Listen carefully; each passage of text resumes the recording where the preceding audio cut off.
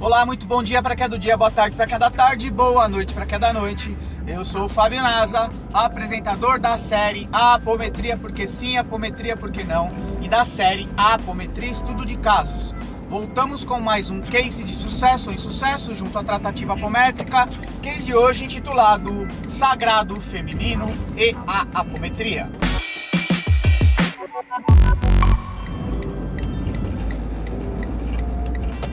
Muito bem, voltamos com mais um case de sucesso ou insucesso junto à tratativa apométrica, case de hoje intitulado Sagrado Feminino e a Apometria.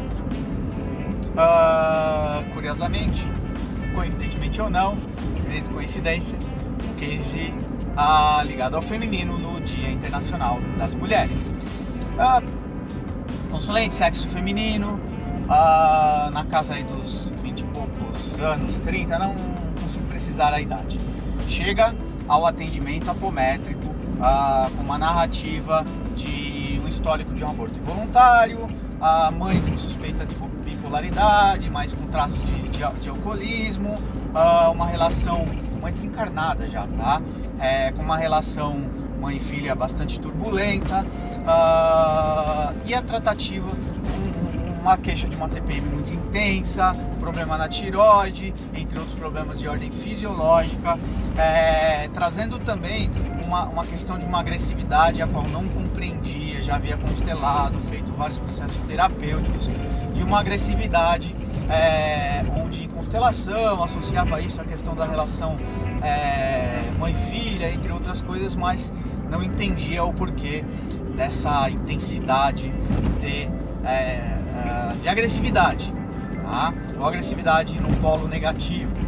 Já visto que a agressividade ela é necessária, mas a agressividade em excesso ela é ruim ou não direcionada, mal direcionada, certo?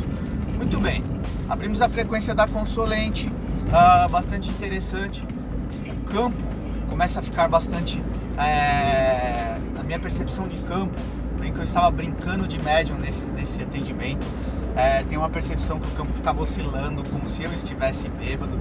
Esse é um marcador de que há um contexto de alcoolismo, ou algum contexto com álcool. Essa narrativa de alcoolismo, antes da anamnese, eu já estava com essa percepção de campo, tá? O que me dava esse sinalizador e que validou quando ela trouxe na anamnese, né, a questão da relação da mãe com o álcool. Percebemos então no campo uma densificação do campo e logo a aproximação de uma pessoa bastante debilitada, desencarnada, a qual, checado com a espiritualidade, vimos que era a mãe desencarnada. Dificuldade de respiração, dificuldade de perda de energia e tudo mais. Interrogamos sua mãe fumava? Sim, não, sim, mãe fumava muito.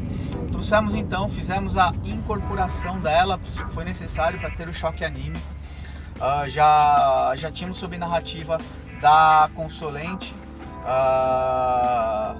que a mãe já havia tido uma tentativa de resgate, de recolhimento já no astral inferior por outros agrupamentos espirituais, mas ela já havia fugido do contexto. Como assim, Fábio? Muitas vezes o consulente é recolhido, recebe o devido amparo, o socorro, vai para os hospitais no plano astral, mas livre-arbítrio, tem o direito de sair. E esta ex então trouxe a narrativa que a mãe dela já havia fugido algumas vezes. No plano físico, não há indivíduos que têm internação em clínicas de recuperação e fogem, porque não haveria de acontecer no plano extrafísico. Choque anímico, conversa com a mãe traz um contexto de culpa por não ter sido uma boa mãe dentro da ótica materna, e pedido de desculpas, não se achava merecedora de cuidados, despolarização de estímulo de memória ligada à culpa. Fizemos a ligação de cardíaco de mãe e filha. A filha não trazia consciente uma raiva, uma revolta para com a mãe, e adormecida, tratada, encaminhada ao hospital. Mas o interessante desse atendimento é que ele não cessa por aí. Seu meia-noite vem para dar mais um tom da conversa do atendimento e narra que uma consciência física desencarnada, uma consciência espiritual desencarnada, consciência física, um ser, um espírito desencarnado iria ser trazido ao campo e que este precisava ter um diálogo com a consolente e que, ao trazê-lo, pede para conversar com a consolente. Narra, devido à maturidade da consolente, ela tinha condições de saber sobre um pouco da história e do acontecido. A pessoa que iria se manifestar era uma pessoa que havia provocado uma violência sexual, né? Havia provocado o ato, né, de violência sexual para com a mãe. A mãe bebeu e teve um pseudo-enlouquecimento aí, uma crise de bipolaridade ou coisas do gênero, por ter sofrido violência sexual em algum momento da sua vida de encarnado, tá? A consolente perguntou quem era o guardião Exu meia-noite, foi pontual, falou: de que vai adiantar essa informação?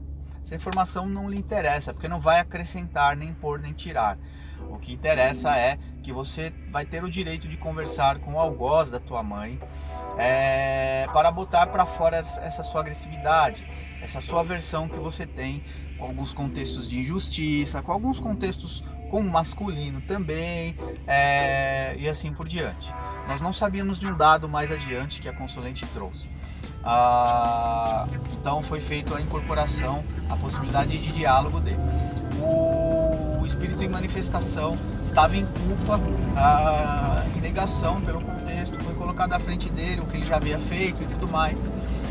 Seu meia-noite explica no campo mental que estupro é estupro, claro, violência sexual é violência sexual, mas este caso, para a gente fazer uma avaliação, uma graduação aí de gravidade do contexto, sobre uma ótica espiritual, não era um estuprador, e as mulheres que me ouvem não interpretem isso mal, tá?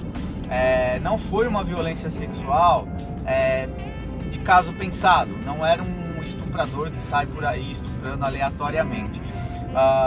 Foi uma violência sexual, sim, mas dentro de uma ótica cultural, para ele foi algo normal. Haja visto que na época, se a gente pensar 2 gerações atrás, o não era simplesmente um não num ato sexual para com a mulher. Para ele, a tentativa de ter um ato sexual com a mulher e a mulher não consentir e ele forçar a barra não era considerado no mapa mental da época e dele estupro. Isso foi dito apenas para categorizar o grau de entendimento do espírito na época provocador do ato, tá? Talvez para a gente trabalhar aí nosso senso de julgamento. Muito bem, tratado, é quase que uma constelação nesse momento, porque a consulente está limpando seus cordões ancestrais.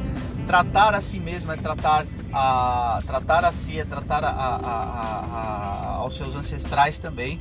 A mãe tinha um histórico de um aborto, pelo menos um que a filha sabia. Imagine na geração anterior também. Se hoje para a mulher isso é difícil, imagine antigamente lidar com isso, não ter acesso a um psicólogo, a um terapeuta, a uma tratativa dessa ordem. Isso reforçava o contexto de culpa da mãe. Não se sabia se foi fruto dessas relações não consentidas ou não importava no momento. O que importava é o fator que isso desencadeou culpa, e a bebida foi um mecanismo de fuga. A mãe bebeu, a mãe não foi em tese uma mãe carinhosa, acolhedora, por N fatores que estavam sendo descortinados para a consulente, para entender o contexto das ditas falhas de maternagem. Muito bem. E aí a gente tem o histórico da consulente trazendo aí um contexto de um aborto involuntário recente, a qual trazia aí também as suas questões a serem trabalhadas emocionalmente com isso. Terminada essa etapa do atendimento, o consulente externou aí da sua forma a sua agressividade, se emocionou, mas trouxe um contexto muito bonito de perdão para com ambas as partes. Fomos para um processo de dialimetria da consulente. Foi pedido, eu costumo dizer que a mesa virou, né? A energia vira para uma energia ligada a um trabalho médico, hospitalar, algo do gênero. Tínhamos uma esteira no atendimento, deitamos a consulente, a mesa predominantemente feminina, aproximação de equipe médica, e fomos tratar tanto a tireoide da consulente quanto o trato uterino. Literalmente uma cirurgia espiritual, né? Uma dialimetria, uma diatesterapia, tá? Tratamento dialimétrico e eteriatria e dialimetria, tratamento do corpo astral e corpo etérico na região uterina, para tratar aí os contextos de ordem física da consulente. Todo o processo lá similar a um processo cirúrgico no extrafísico.